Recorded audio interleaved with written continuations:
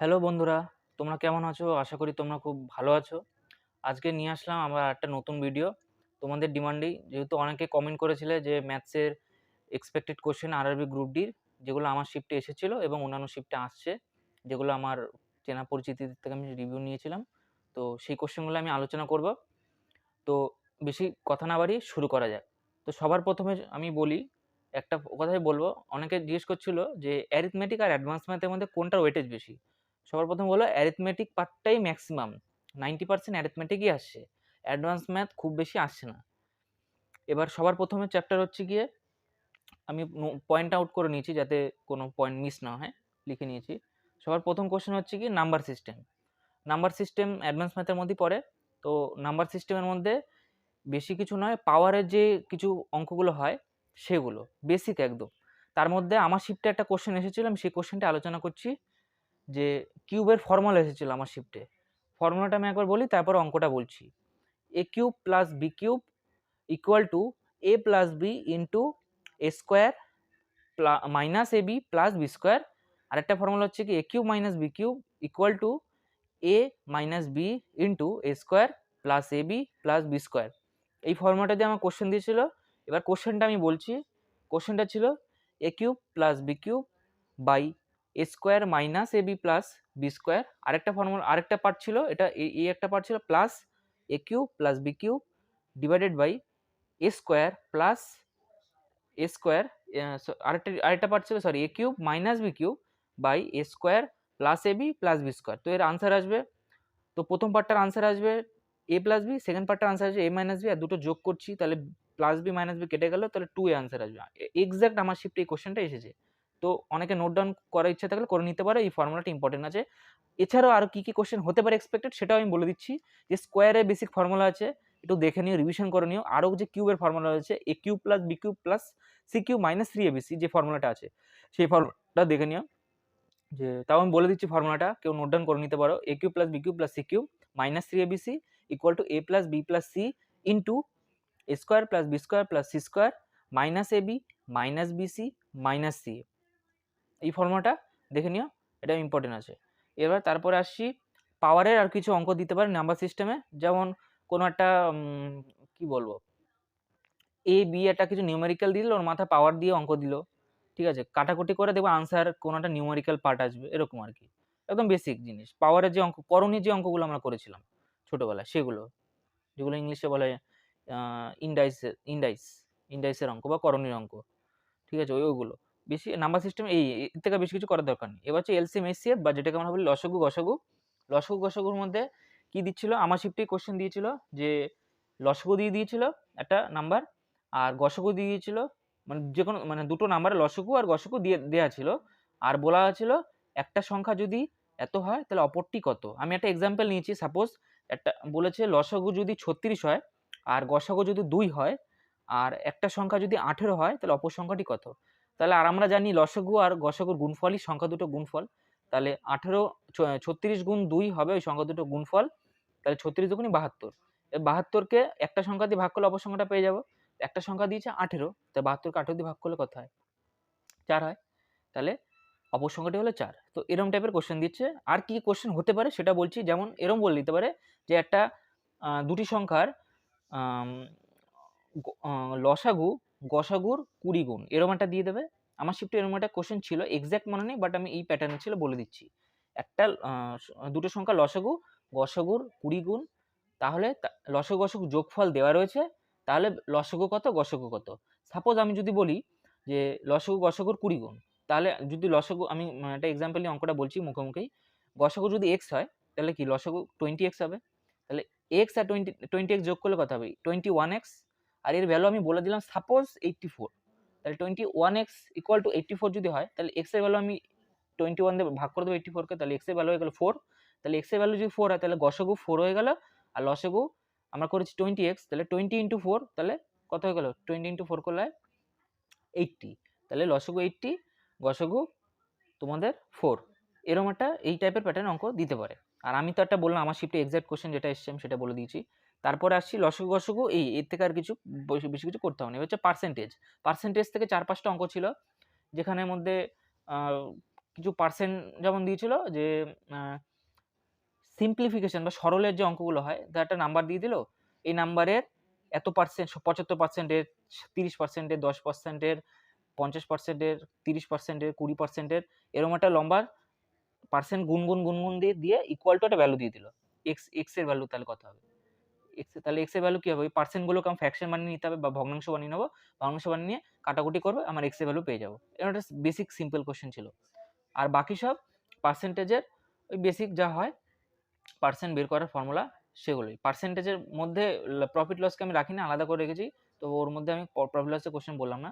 তো পার্সেন্টেজের যে basic question হয় একদম সেম ডিটো, কোনো চাপ নেই। তোমরা আগে যা করেছো, মক টেস্ট দিচ্ছ, টেক্সট বুক থেকে মক টেস্ট দেওয়া সবচেয়ে বেস্ট। আমি কোনো প্রমোশনের জন্য বলছি না, আমি নিজে টেক্সট বুকের মক টেস্ট দিই। মক টেস্ট বলতে প্রিভিয়াস ইয়ার PIQs 2022 সালে যে গ্রুপ ডি কোশ্চেন এক্সাম রয়েছে, সেখানে আমি মনে করো সেকশনাল না দেওয়া থেকে বেটার হবে ফুল লেন্থের মক দাও তোমরা। এখান থেকে কোশ্চেন প্যাটার্ন বোঝা একদম ওরম টাইপেরই কোশ্চেন আসছে, কোনো আলাদা কিছু না। কোনো শিফটে একটু আপ আসছে, কোনো শিফটে ডাউন আসে। আপ ডাউন কিসের বেসিসে? ম্যাথস কিন্তু কোশ্চেন হয় না, কনসেপ্ট এক। কঠিন শিফটে ম্যাথসে হয় ক্যালকুলেশন বেশি দিয়ে দেবে, ইজি শিফটে ম্যাথ একটু ক্যালকুলেশন কম দেবে। কিন্তু আমি এখন গ্রুপ ডি যা কোশ্চেন দেখছি, প্রত্যেক শিফটে কম বেশি ক্যালকুলেশন থাকছে। কোনো শিফটে একদম ইজিও বলবো না, আবার একদম ডিফিকাল্টও বলবো না, মডারেট, ইজি টু মডারেট আমার বলতে হবে। তারপরে পার্সেন্টেজের পরে রেশিও অ্যান্ড প্রপোর্শন, যেটাকে আমরা বলি অনুপাত সমানুপাতের অঙ্কগুলো হয়। আমার শিফটে দুটো কোশ্চেন এসেছে, একটু ক্যালকুলেটিভ ছিল বাট কনসেপচুয়াল ইজি কোশ্চেন ছিল। কনসেপ্ট যে জানে সে করে ফেলতে পারবে। যেমন আমি কোশ্চেন বলছি, মধ্য সমানুপাতি অঙ্ক, যে মিন প্রপোর্শনের অঙ্কগুলো হয়, দুটো নাম্বার দিয়ে দেবে এবং দুটো নাম্বারের মিন প্রপোর্শন, ওগুলো দেখবে অঙ্কগুলো এমন হবে যে দুটো নাম্বার গুণ করে স্কোয়ার রুট বের করতে, মিন প্রপোর্শন বের করতে। সাপোজ আমি একটা এক্সাম্পল নিচ্ছি, দুটো নাম্বার, সাপোজ একটা হচ্ছে 225 আর একটা হচ্ছে গিয়ে 9, তাহলে এই এই দুটো সংখ্যার মধ্য সমানুপাতি কত হবে? তাহলে এটা সূত্র হচ্ছে গিয়ে সংখ্যাগুলো গুণফল তারপরে স্কোয়ার রুট করব বা বর্গমূল করব। তাহলে 225 গুণ 9 স্কোয়ার রুট, তাহলে 225 স্কোয়ার রুট করলে বাইরে বেরোবে 15, 9 থেকে স্কোয়ার রুট করলে বাইরে বেরোবে 3, 3 15 45। তাহলে এর মধ্যে সমানুপাতি বা মিন প্রপোর্শন ইংলিশে বলে, তো এর আনসার হয়ে গেল 45। এরকম টাইপের কোশ্চেন দেবে। আমার শিফটে এসেছে সেম, বাট ডাটাটা একটু ক্যালকুলেটিভ ছিল, ইজি ছিল। তারপর আরেকটা কোশ্চেন ছিল এই সমানুপাতের অঙ্কই, তৃতীয় সমানুপাতি। ওখানে ওই আমাকে সি বলে একটা ভ্যারিয়েবল দিয়ে দিয়েছিল, সামথিং প্লাস এক্স মাইনাস এরকম কিছু একটা দিয়েছিল, ঠিক আছে, একটু ক্যালকুলেটিভ ছিল কিন্তু ইজি ছিল। ওইভাবে আমি করেছিলাম, যে দুটো সংখ্যা দেওয়া আছে, তার মধ্যে একটা সি দিয়ে দিয়েছে, একটা নাম্বার দিয়ে দিয়েছে, এদের তৃতীয় সমানুপাতি দেওয়া রয়েছে, তাহলে সি এর ভ্যালু কত, এরকম করে একটা কোশ্চেন দিয়েছিল। তো মধ্য সমানুপাতি আর তৃতীয় সমানুপাতি, তার সাথে চতুর্থ সমানুপাতিটাও একটু দেখে নেবে, যেগুলো আমরা বেসিক যেগুলো হয় সমানুপাতে, এই অঙ্কগুলো দিয়েছে, তো এগুলো একটু দেখে নেবে। তারপর আমরা আসছি profit and loss. Profit and লসের একদম বেসিক কোশ্চেন, ঘাবড়ানোর কোনো কারণ নেই।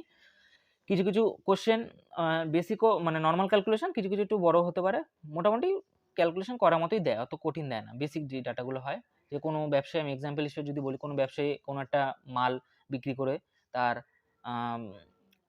এত টাকা, এত দামে বিক্রি করে আমার এত টাকা লস হয়েছে, তাহলে এত টাকা লাভ, এত টাকা বিক্রি করলে কত টাকা লাভ হবে বা ক্ষতি হবে, এরকম টাইপের কোশ্চেন।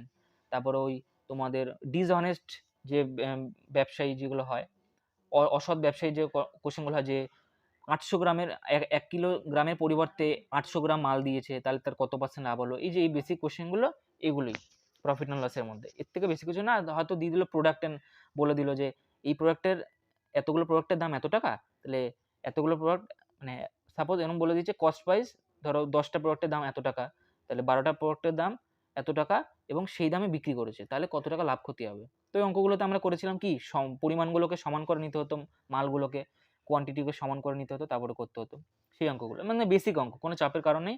PIQ এই কদিন যাদের এক্সাম এখন বাকি রয়েছে, 8-10 দিন, 2 দিন 3 দিন যাই হোক, শুধু PIQ দাও টেক্সট বুক থেকে। অন্য অ্যাপ্লিকেশন আমি জানি না, টেক্সট বুক আমাদের ইন্ডিয়াতে বেস্ট অ্যাপ্লিকেশন আমার যতটা ধারণা। কম খরচে তোমরা সব এক্সামে মক দিতে পারবে। আমি কোনো প্রমোশন করছি না, আমি নিজে অভিজ্ঞতা থেকে বলছি, আমি উপকৃত হয়েছি টেক্সট বুক থেকে। তোমার টাইম, যেটাকে বলা হয় তোমাদের টাইম ইয়ে করা, টাইমকে কন্ট্রোল করা, যে কোন কোশ্চেনে কতটা টাইম দেবো, এই ব্যাপারটা, টাইমটা অনেকে যারা বিগিনার স্টুডেন্ট, হঠাৎ করে কোনোদিন মক টেস্ট দেয়নি, হঠাৎ করে এক্সামে গিয়ে এক্সাম দিতে গেল, সে অঙ্ক পারে, সব কোশ্চেন পারে, কিন্তু টাইমে শেষ করতে পারেনি। টাইমকে ম্যাটার করে, টাইমকে কীভাবে কন্ট্রোল করবো, আমি কোন কোশ্চেনে কতটা টাইম দেবো, এটা মক টেস্ট থেকে আসবে। তো এগুলো একটু দেখবে। যেমন আমি নিজে, আমার শিফটে ম্যাথস ক্যালকুলেটিভ ছিল, আমার 11 ডিসেম্বর ফার্স্ট শিফট, ওখানে আমি কি করেছিলাম, ক্যালকুলেটিভ আমি প্রথম 25টা ম্যাথসে 20টা করেছি। আমি 3 রাউন্ডে কোশ্চেন সলভ করি সবসময়। প্রথম রাউন্ডে একদম ইজিগুলো করি, সেকেন্ড রাউন্ডে মডারেটগুলো করি, থার্ড রাউন্ডে এক্সট্রিম ডিফিকাল্ট যেগুলো আমার মনে হয় বা মানে খুব টাইম কনজিউমিং হয়, খুব সময় লাগবে, সেগুলো আমি করি। সে অঙ্ক হোক, রিজনিং হোক, আর আমাদের জিকে কোশ্চেন হোক, সায়েন্স হোক, যাই হোক, জেনারেল নলেজ হোক। 3টে রাউন্ডে করা উচিত আমার পার্সোনালি ধারণা। তো প্রথম রাউন্ডে যেগুলো খুব টাইম লাগবে, পারবে অঙ্ক, আমার মনে হবে অঙ্কটা আমি পারবো, কিন্তু তোমার ইগো কাজ করবে যে অঙ্কটা আমি পারলাম না, অঙ্কটা আমি তো পারি, এটা করলে হবে না। টাইম যদি দেখে মনে হচ্ছে 1 মিনিটে বেশি সময় লাগে, ছেড়ে দাও, পরে করো, স্টার মার্ক করে দাও, মার্ক করে দাও, মার্ক ফর রিভিউ করে দাও, পরে এসে আবার করে দেবে। তো টাইম নষ্ট করা হবে না, মক টেস্ট দাও, যাদের এক্সাম বাকি রয়েছে, আর কিচ্ছু করতে হবে না, কোনো ইউটিউব ভিডিও দেখার দরকার নেই, শুধু মক টেস্ট দাও। আর আমি যে টপিকগুলো বলছি, টপিকগুলো দেখে না, যার যেই টপিকগুলো ইস্যু আছে সেই টপিকগুলো একটু দেখে নিতে পারো।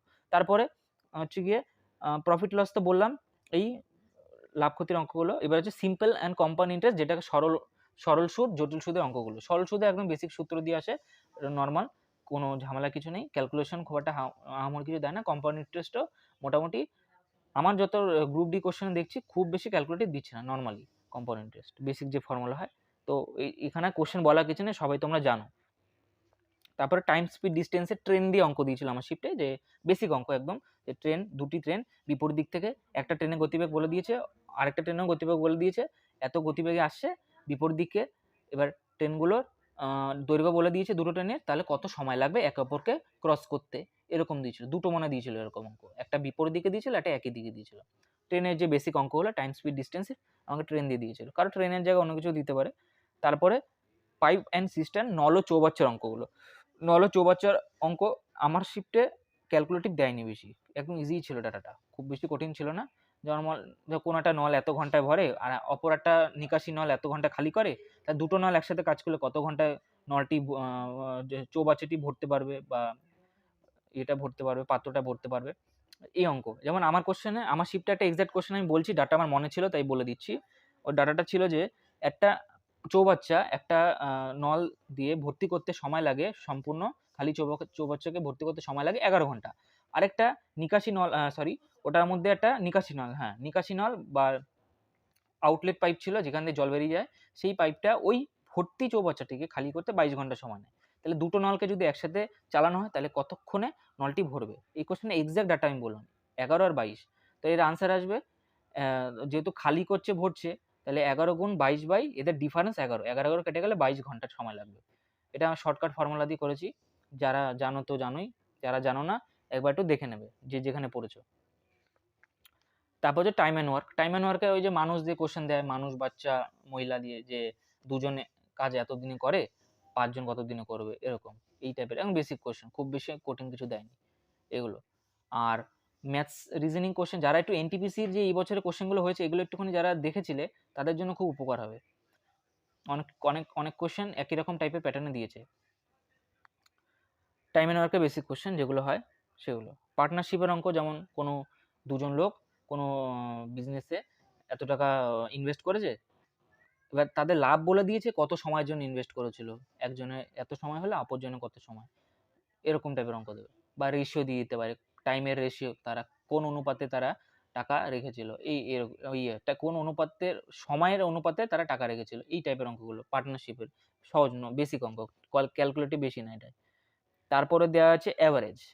অ্যাভারেজ চ্যাপ্টারে কি ছিল, আমি এক্সাক্ট ডাটা বলছি, কোশ্চেনটা কি ছিল, যে যতটা মনে আছে 11 জন স্টুডেন্টের একটা দল ছিল, যেখানে তাদের টিচারের স্টুডেন্টের বয়স বলে দেওয়া ছিল, অ্যাভারেজ কিছুটা ছিল 36 না, ওটা 16-17 কিছু একটা বলা ছিল অ্যাভারেজ। এবার বলেছে তাদের টিচারের বয়স যখন যোগ করা হয় তাদের সঙ্গে, তো অ্যাভারেজ 2 করে বৃদ্ধি পায়, তাহলে তাদের টিচারের বর্তমান বয়স কত, একদম এর এক্সাক্ট কোশ্চেন ছিল। আর এনটিপিসিতে এই কোশ্চেন এসছে, গ্র্যাজুয়েশন লেভেলও, আন্ডার গ্র্যাজুয়েশন লেভেলও, আমি এনটিপিসিতেও পেয়েছিলাম, আর গ্রুপ ডিতেও এসেছে, আমার শিফটেই এসেছে। ডাটা ইজি ছিল, কঠিন ছিল না। তারপরে তো এখান থেকে এই জিনিসটা, এর থেকে বেশ কিছু দরকার নেই। তারপরে রয়েছে মেনসুরেশন।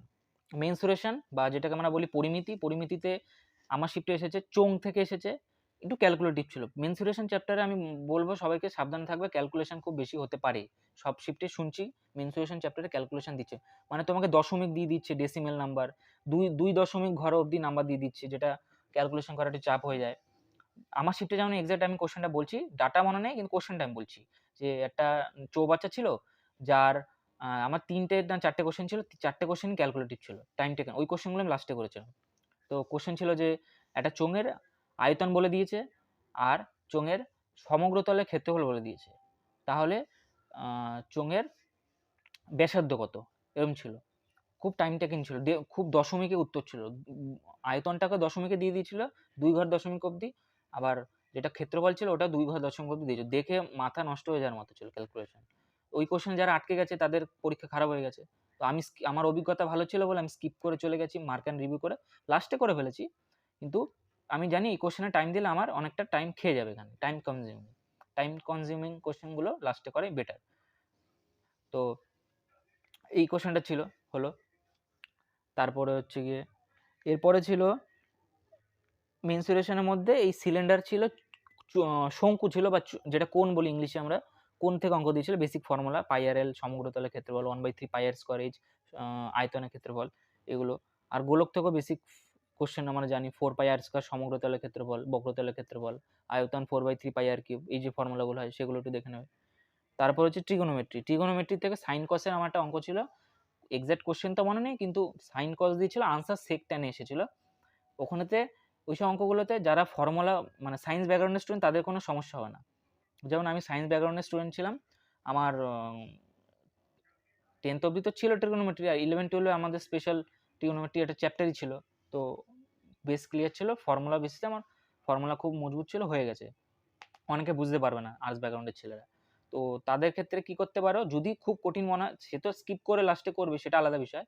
আর লাস্টে করার সময় যদি না পারো, একটা কাজ করতে পারো, আমি যেটা পার্সোনালি করি আর হয়েও যায় এক্সামে, তোমরা থিটার যে ভ্যালু হয় ওটাকে একটা ভ্যালু ধরে নেবে, হয় 0 ডিগ্রি ধরে নেবে, নয় 45 ডিগ্রি ধরে নেবে, নয় 60 ডিগ্রি ধরে নেবে, নয় 90 ডিগ্রি ধরে নেবে, দেখবে আনসার একদম বেরিয়ে যাবে, যখন লাস্টে কোনো উপায় পাবে না তখনই।